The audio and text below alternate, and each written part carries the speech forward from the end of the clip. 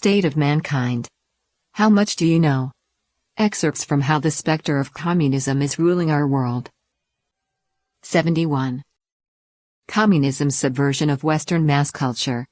Western countries of the free world have been known for their civilized societies, where men are genteel and women virtuous and graceful, and where people treat each other with honesty and friendship. Communism has implemented arrangements in Western countries to subvert and sabotage this civilization. Although it can't use violence and totalitarianism to directly damage Western civilization and its mass culture as it did in China, it has, as in China, provoked people's negative and rebellious thoughts and behaviors in order to undermine tradition, destroy public morals, and ruin individual morality. After Western countries were triumphant in World War II, just as the public was delighted, one group was already hard at work in the fields of ideology and culture. While reflecting on the war and the new waves of ideology to come, they helped to bring about a systematic departure from the traditions that connected man to the divine. In the United States, the Beat Generation, which appeared after World War II, refers to a group of post-war American writers in the 1950s. They were the progenitors of an art and literary movement whose goal was to undermine society. While they rightly despised some of the hypocrisy of moral corruption in society at the time, their response was to cynically reject and overturn all traditional morality. Members of the Beat Generation were largely nihilist and cynical. They advocated unrestrained freedom, gave full rein to their own personal ideas about the world, rejected traditional virtues, delved into pseudo-mysticism, drugs, and crime, and lived an undisciplined, willful life. Their attempted radical critique of bourgeois, capitalist society coincided with the ideological thrust of communism in the West, and thus they easily became a tool of communism.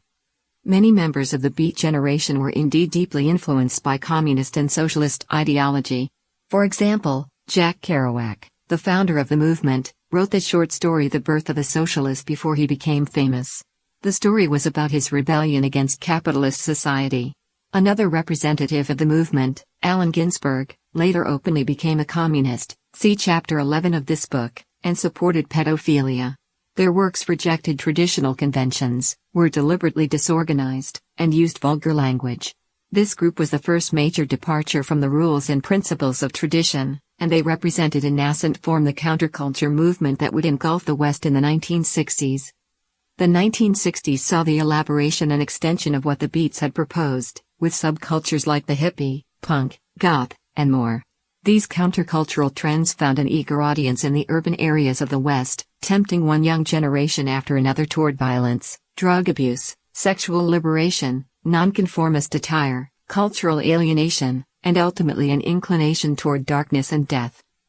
In 1968, the movement reached its climax around the time of the assassinations of Martin Luther King and Robert Kennedy, and the escalation of the Vietnam War. In the spring of 1968, about 2,000 hippies gathered in San Francisco's Golden Gate Park for several days and nights, expressing their resistance to society with bizarre behaviors, rock and roll music, song, poetry, nudity, and drug use. In the summer of 1969, more than 400,000 people gathered in the same way in Woodstock, on the outskirts of New York City. They shouted the slogans love, freedom, and peace. Along with rock and roll, hundreds of thousands indulged in debauchery and wild pleasure, all of which contributed to dragging participants and society into vulgarity, decadence, and moral decline.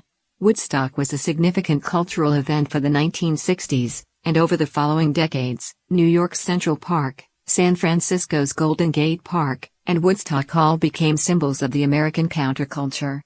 Just as the counterculture in the United States was taking off, turmoil involving millions broke out in France, known now as May '68. The events began with angry young students rebelling against traditional morality and culture. At that time, schools had been imposing strict separations between male and female student dormitories, and the two sexes were forbidden from freely coming and going from each other's bedrooms. The abolition of this provision and the demand for the right to sexual activity in student dorms became one of the major goals of the initial protests. The students' rebellion then found the support of both the socialist and communist parties in France. Thus, the younger generation, through turmoil and rebellion, went about smashing the moral principles and restraints established for mankind and bestowed since ancient times. There is a saying that in the late 1960s, there were two centers for revolution. One was Beijing, where the Cultural Revolution was in full swing. The other was Paris, where the events of May '68 shook the world. This was called by many the Cultural Revolution of the West.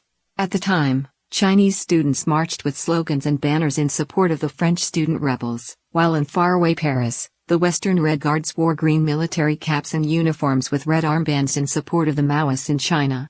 They held up huge portraits of Mao Zedong in their parades. And the three M's, Marx, Mao Zedong, and Marcuse, became their ideological mainstay. Japan also began its own counterculture movement in the 1960s. The Japanese ISA, Zengakuren, the All Japan Student Association, formed and organized by the Japanese Communist Party, had extensive influence among students at the time. They were in turn controlled and organized by the Communist Party and mobilized in reaction to the activities of the Red Guards in China. ISA organized numerous counterculture demonstrations in Japan in conjunction with other left-wing student organizations, such as the Japanese Red Army, Nihon Skigun, and the All-Campus Joint Struggle Councils, and went so far as to threaten Japanese society with violence. Similar chaos unfolded in some Latin and Central American countries.